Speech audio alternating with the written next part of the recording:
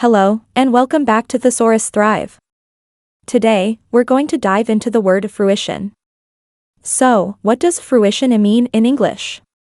At its essence, fruition refers to the realization or fulfillment of a plan, project, or dream. It's the point at which something desired or worked for is finally achieved.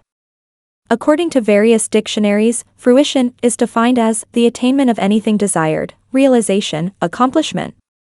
Now, let's enrich our vocabulary by exploring some synonyms for fruition. These include realization, achievement, attainment, completion, and consummation. Each of these words can add a unique flavor to your sentences.